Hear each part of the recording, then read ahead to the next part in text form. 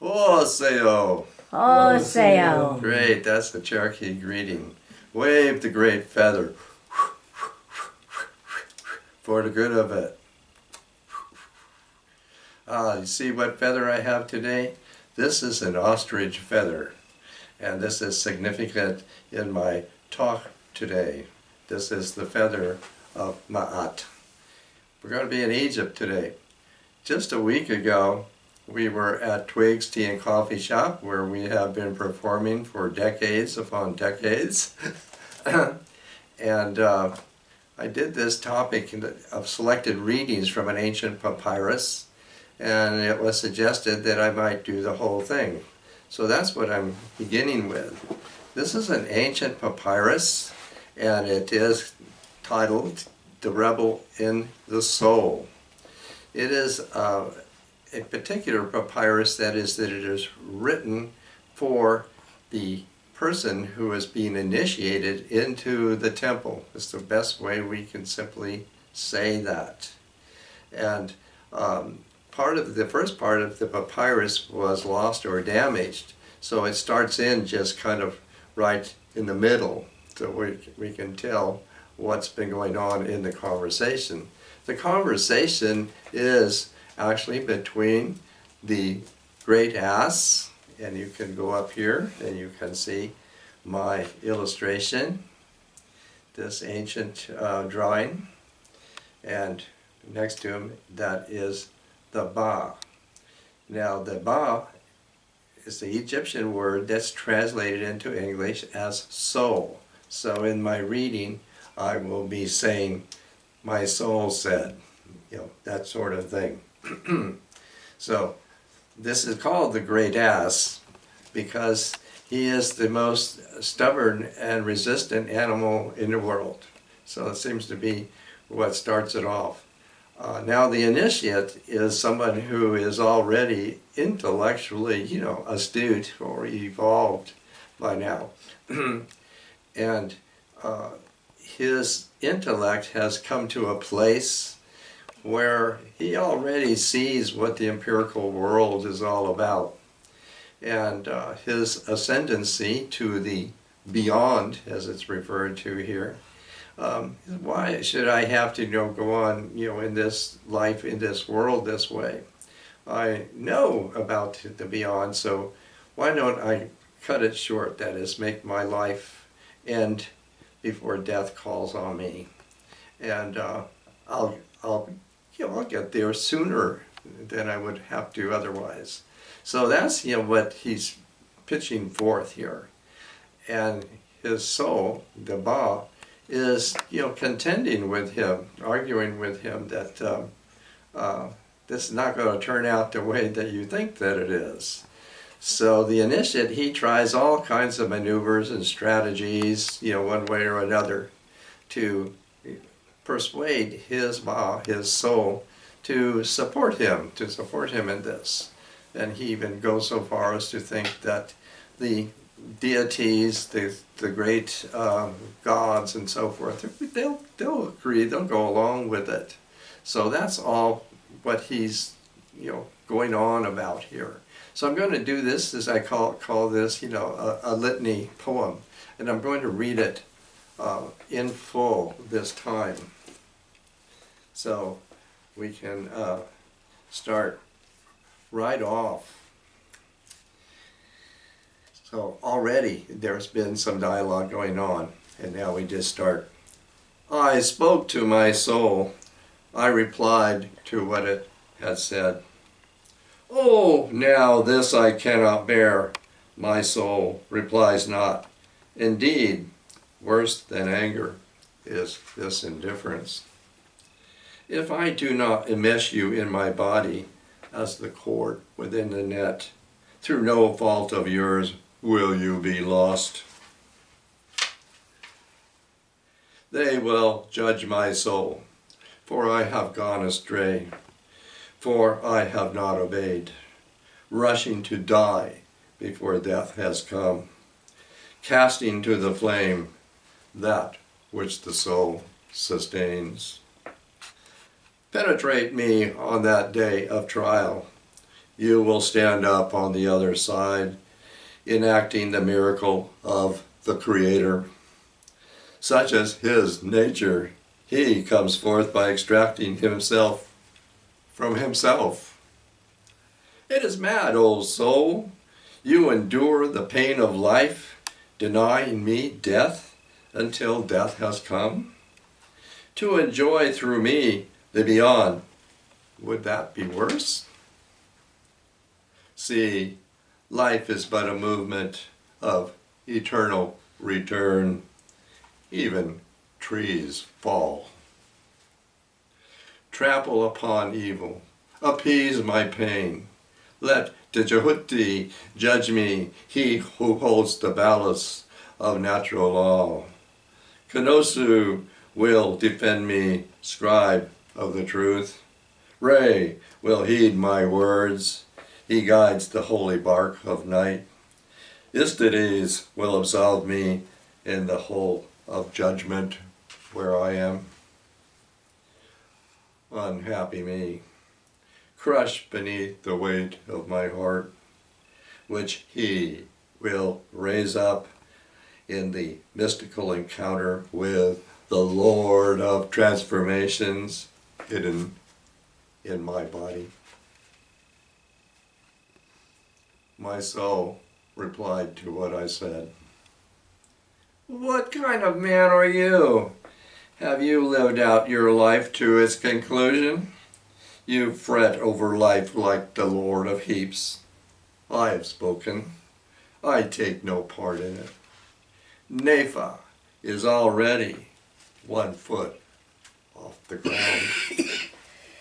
If you do not take care, any evil could possess you. You will be brought to a stop. Your name will die. Only through the living Nepha can intellect reach the heart, and beyond become the haven for the upstream struggle. If I could heed my soul, I would not impede the union of its heart with me. Then by my hand it would arrive blissful at the beyond, like the one within his pyramid who stood up, survivor of his own burial. But in this body, which is yours, I am the progeny of the great ass, Yai. In you I call forth the other, O soul unawakened. I am the progeny of Yai, a fire which will never cool. I caused the other to burst forth, O soul in flame. I consume the true source in sustaining the shadow. I wake the other, hungry for torment. Deeper than death, I destroy the soul in its husk. Thus you will never arrive. Endure, my soul. Assist in the creation of my divine heir.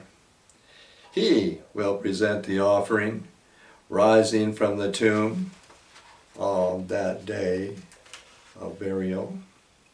He will install himself in everlastingness. My soul spoke to me in reply to what I had just said.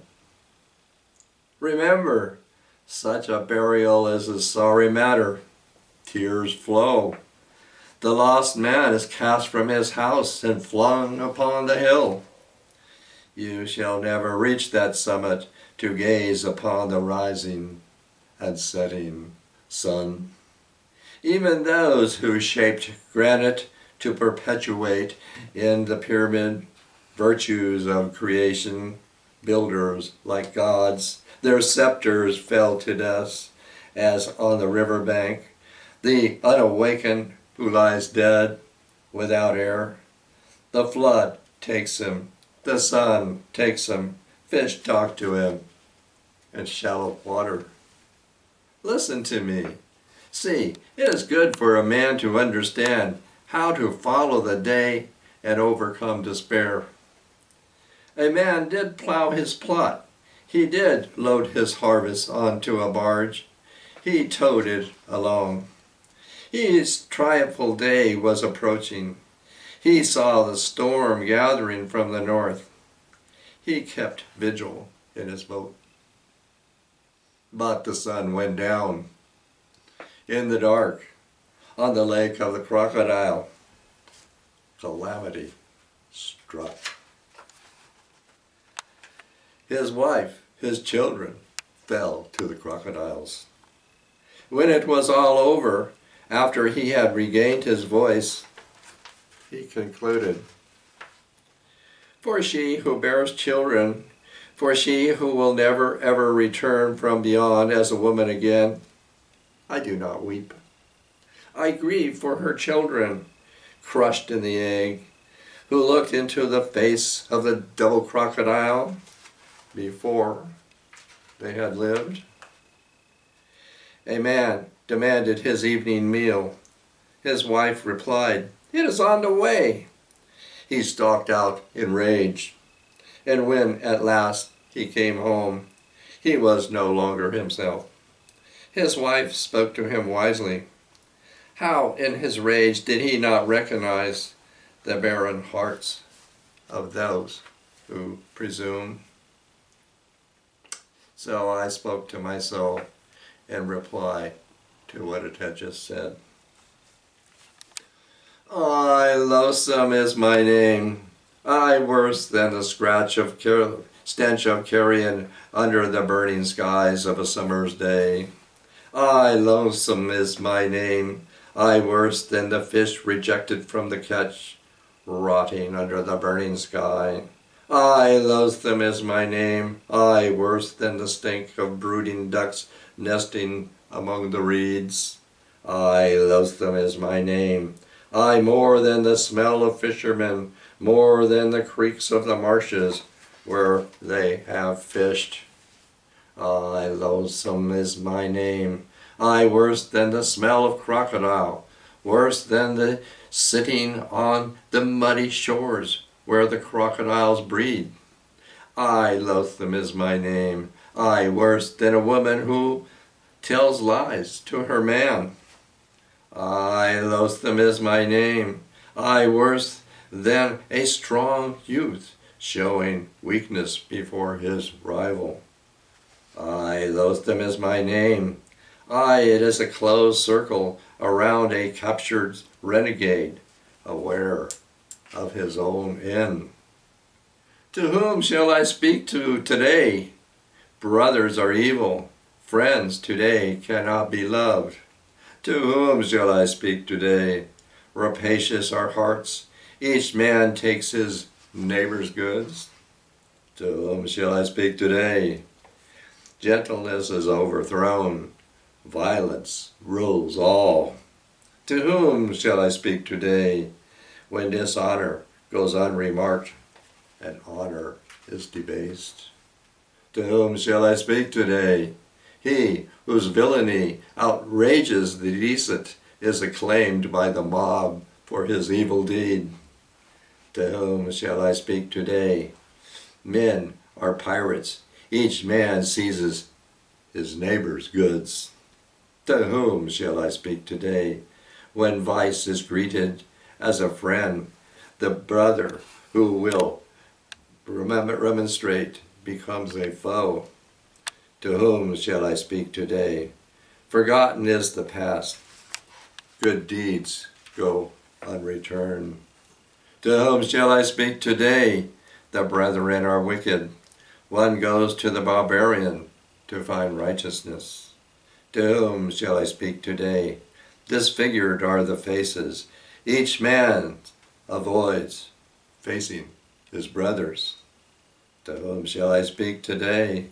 Hearts are rapacious. There is not a heart for a man to put his trust in. To whom shall I speak today? Gone are the just. The land is given over to iniquity. To whom shall I speak today? There are no trustworthy friends. One is pushed into darkness before one can cry out. To whom shall I speak today? The serene heart is gone, and he who follows him is no more. To whom shall I speak today? I am crushed with grief from loss of he who enters the heart. To whom shall I speak today? For corruption roams the earth, and there is no end to it. To die to me today is health to the sick, like deliverance from slavery. To die to me today is odor of myrrh, like a shelter from a windy day. To die to me today is to smell the lotus, like being on the shore of ecstasy. To die to me today is the coming flood, like returning home from war. To die to me today is the unveiling of the sky, like transfiguration by the unknown. Oh, to die to me today is like longing to see home after years held in bondage. In truth, he who dwells within will absolve this crime and this transgressor. In truth, he who dwells within will rise in the holy bark of night to consecrate the supreme offering to the temples. In truth, he who dwells within, the knower, will not be denied when he holds ray to his word. And so my soul said to me, you are hanging up your misery, but that tag, it belongs to me. Brother, as long as you burn, you belong to life. You say you want me with you in the beyond? Forget the beyond. When you bring your flesh to rest and thus reach the beyond, in that stillness shall I light upon you. Then united we shall form the abode. As above is exalted by below, as is written in the scriptures. Oh.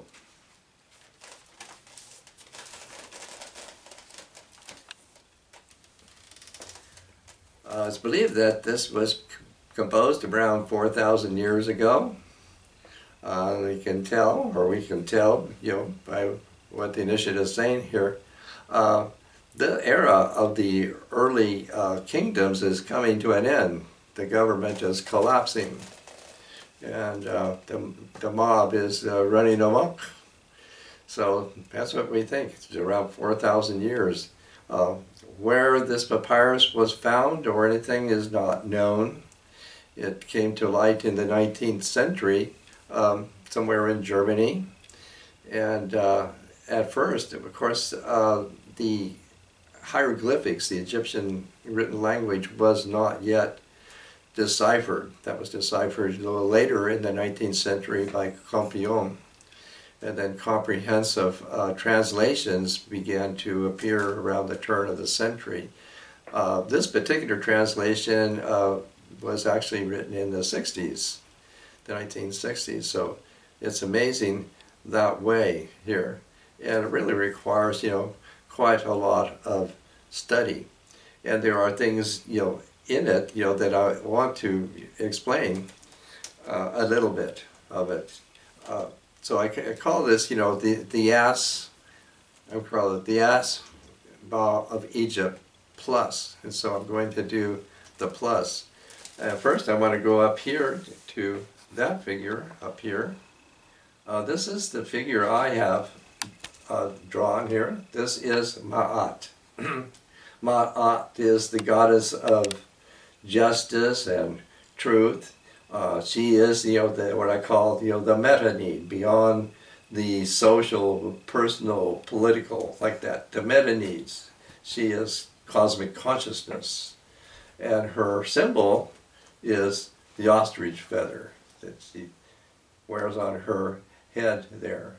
And in the trial that the initiate is, tentatively, referring to, facing the ostrich feather, on a scale. A scale is there, usually managed by Coyote, and it's weighed against the man's heart, the deeds, that his heart has registered, to see, how that he fares in his ascent, perhaps, to heaven. And if you could go straight down below it, here, if you can make out that figure here, introduced last time. This is most interesting. In the papyrus I read, the Neva has 1 foot off the ground. To know what that is, that our human bodies are encased, as it would be, in a sheath. That's a membrane. And this membrane, has a life with the body. But even when the body is going to die, still, at least for a while, that membrane still can survive. The Navajo have something that sounds very close to it, and they call it chindi.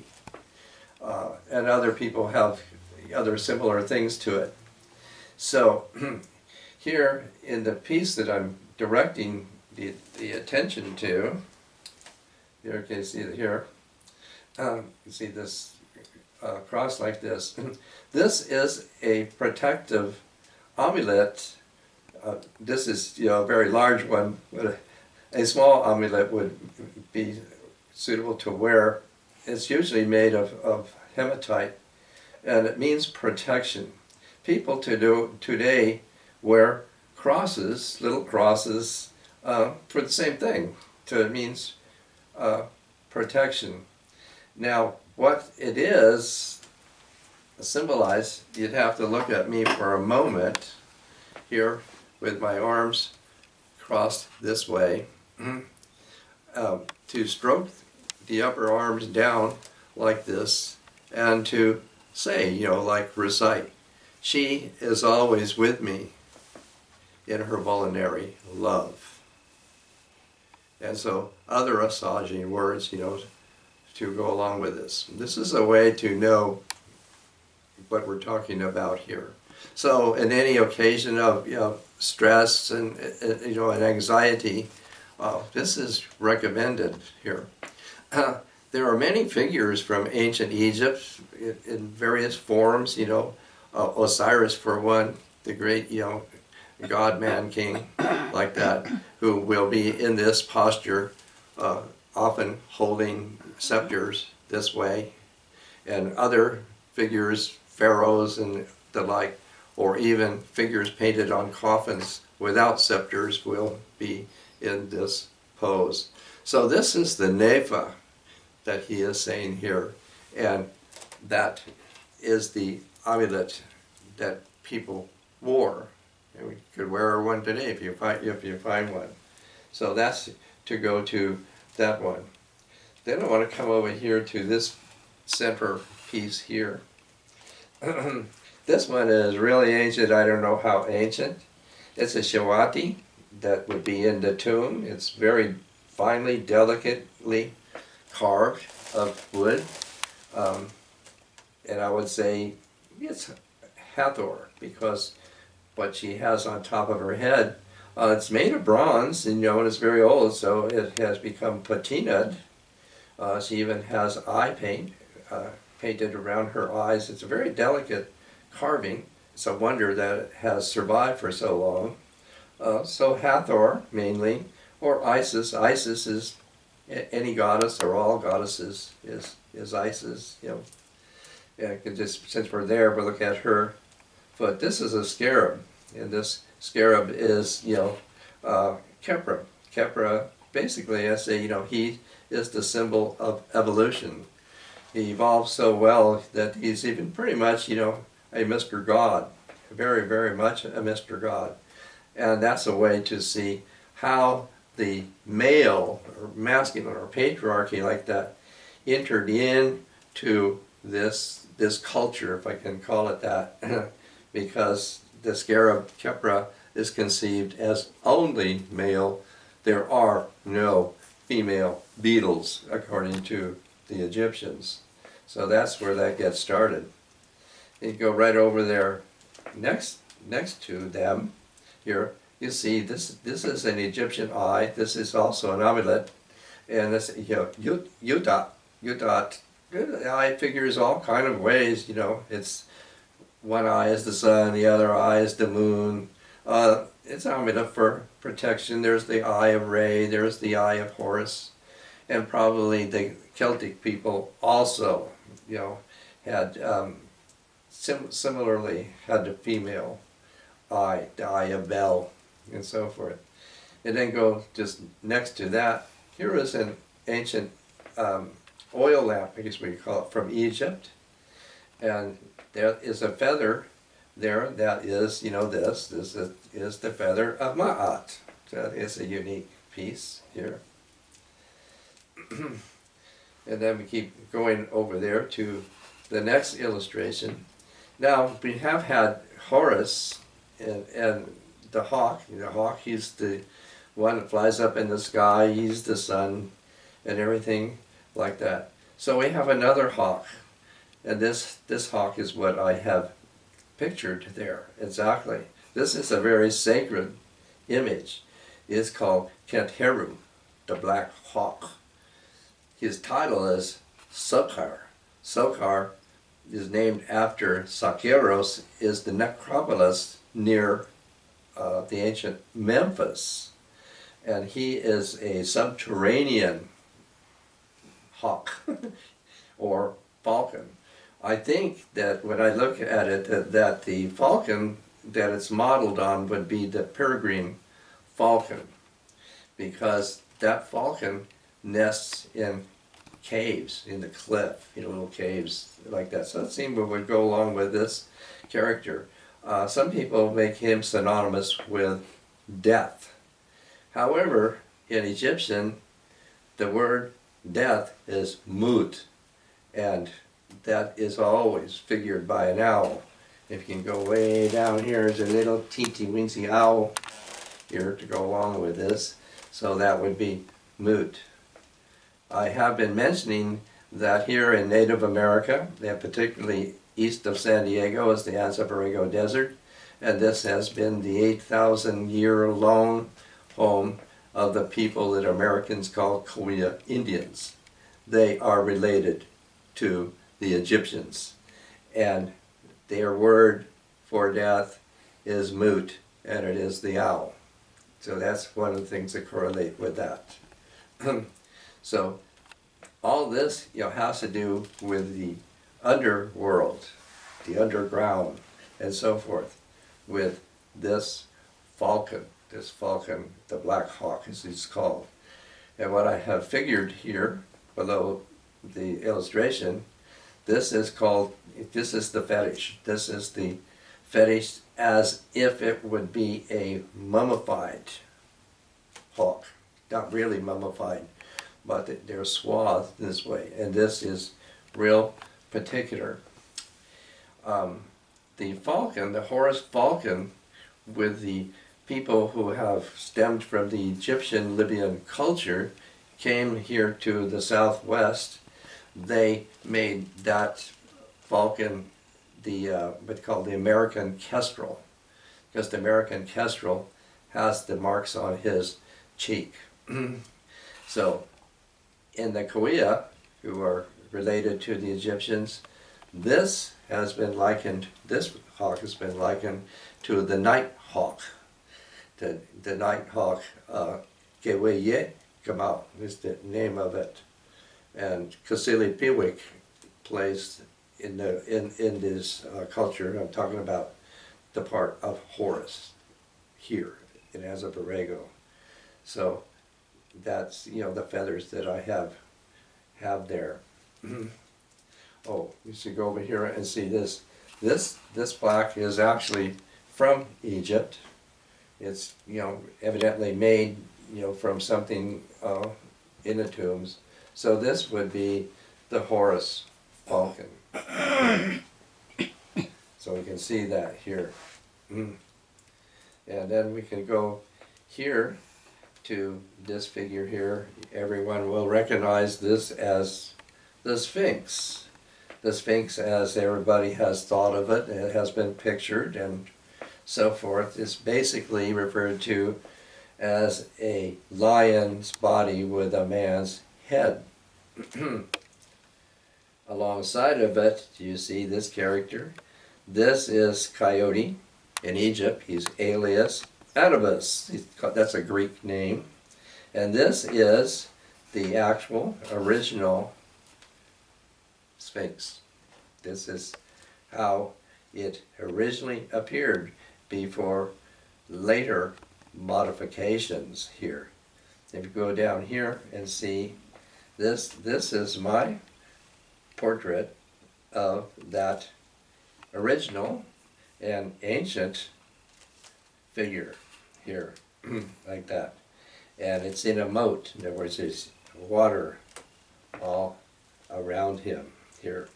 How old that it is, it's hard to say. It's been actually carved out of living rock, and it's been cleared out all around it. So the water is directed from the Nile River into this moat.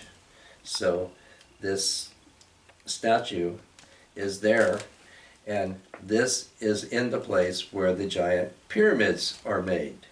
And this Coyote, Anubis, is the guardian of the necropolis of this place of death, and that there are secret chambers down below. So he's figured as the guardian, you know, above the earth, and Sokar is the guardian below the earth, because he's down below in a secret chamber. Not exactly in this place, but in this relevant, it's a plateau where this all is. So that's to see what has been changed. This place is sandy. It's a sandy desert, and it seems to be a very, very willful sandy desert, because it keeps burying this. This thing has lasted for thousands of years. It was known to be there 5,000 years ago. And nobody knows who made it, and nobody knows why they made it. But all the inference is, of course, that it is the guardian of this necropolis. And it's utterly mysterious. Why a king changed it, nobody knows. But that's what's been carved on the face of this. Interesting also, as I was saying, the necropolis for Sokar is in the vicinity in Egypt of Memphis. We have here in this country Memphis, Tennessee. Memphis is an Egyptian name. It's from Mem Nefer. It means a fair place, basically. And in that fair place, there was a shrine to a very early, we'll call it, creator god of Egypt, Ptah. And together, that name, Ptah, and the name of the shrine is where the Greeks fashioned the word of Egypt from that. That's how that happened there. So other things here in this country that have come from Egypt and have lodged here, the city of Phoenix, you know, over here in Arizona, that was named by the Freemason, the Mason Society, who mystically relate themselves to ancient Egypt. And somehow they were, I don't know whether it was a tour or camping trip or something, a long time ago, we would say, before the city grew up there, and they intuited, it seems, the presence of Egypt there.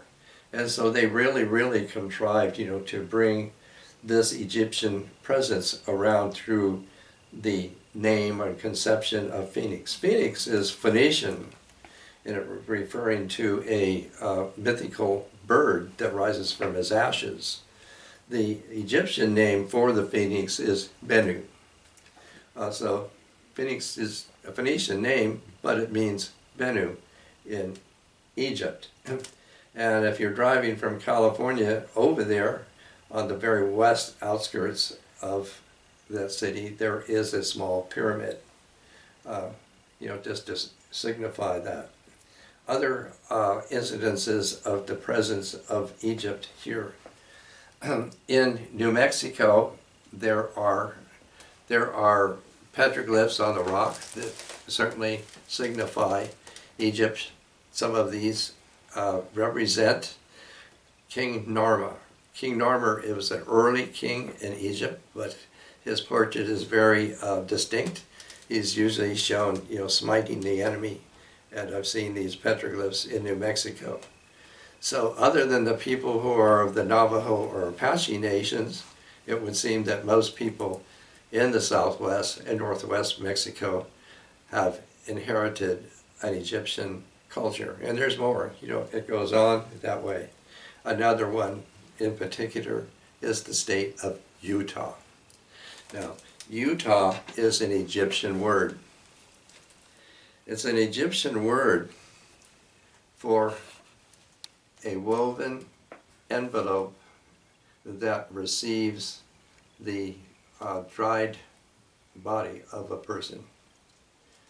When you have in Egypt, you have tombs and pyramids like that. These are for people who are royalty and government people, but everybody, can't afford that. Other people, because it is desert-like, and it's been tested, can be buried in the sand, and the sand will completely, dehydrate the body, and then the body is put into a Utah, into a tightly woven envelope, just like this. This is a miniature, of course.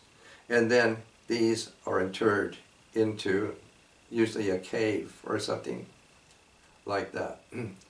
In the state of Utah, when the people came from Europe, like invaders, they did not regard or respect anything of this country whatsoever. So one of the things they did was rifle these burial caves. And I've seen the photo in Utah of the Americans taking out the mummies. A lot of them, I don't know how many, hundreds I would suppose. So the place Utah, the envelope for the deceased, also comes from Ute. And so the character here that I'm calling the original Sphinx is called Immiute. It's called Immiute. And it means to try and say he is in his hollow.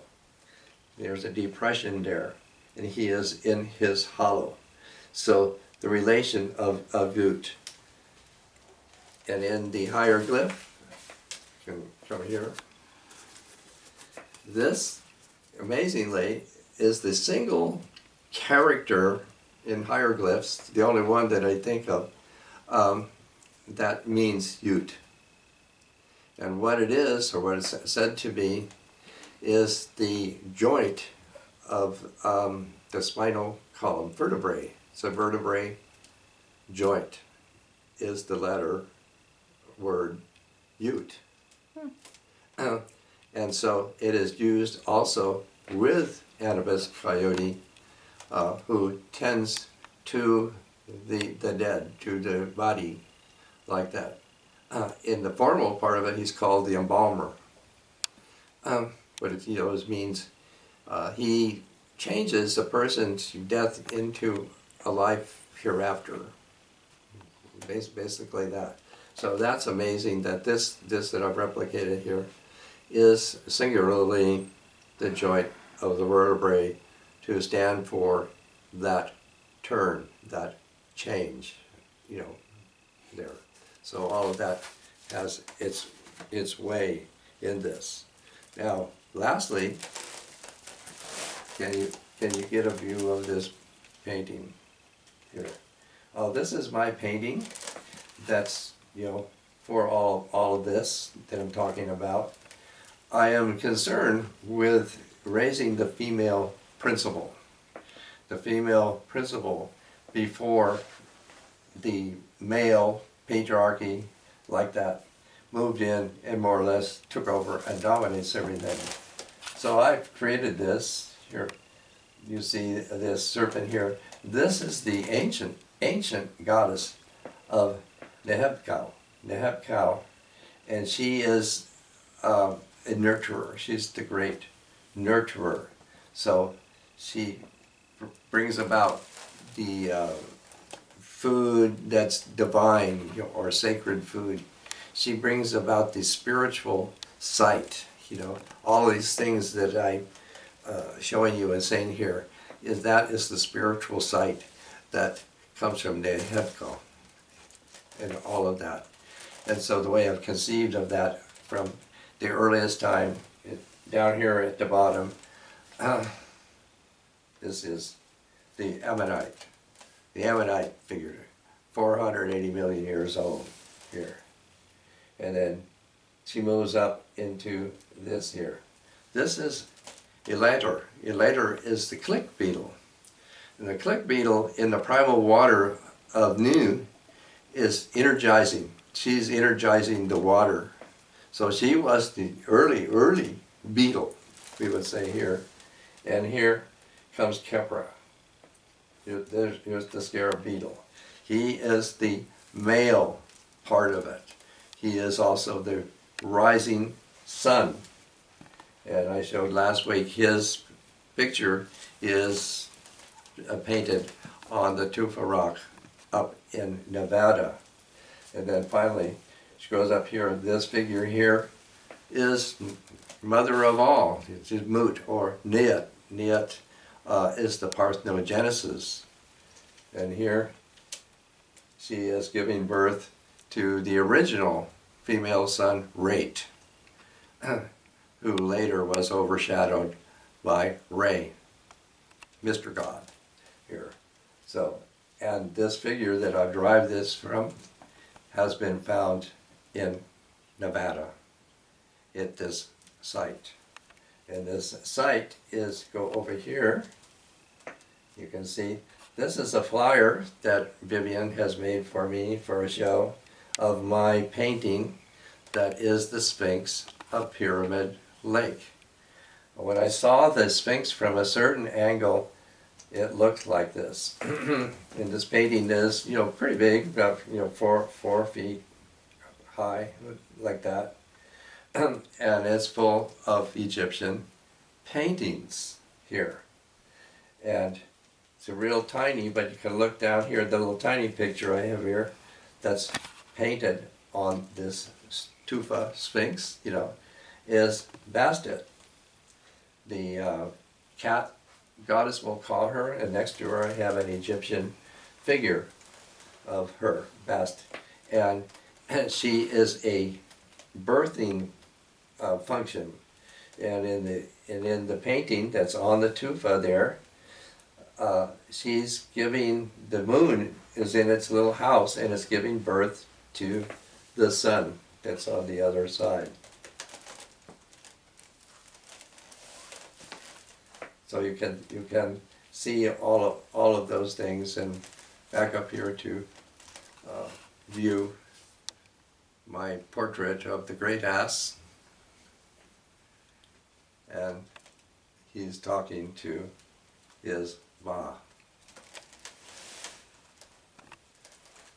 So all of that concludes my presentation of this aspect of Egypt, you know, revisited anew. So thank you very much.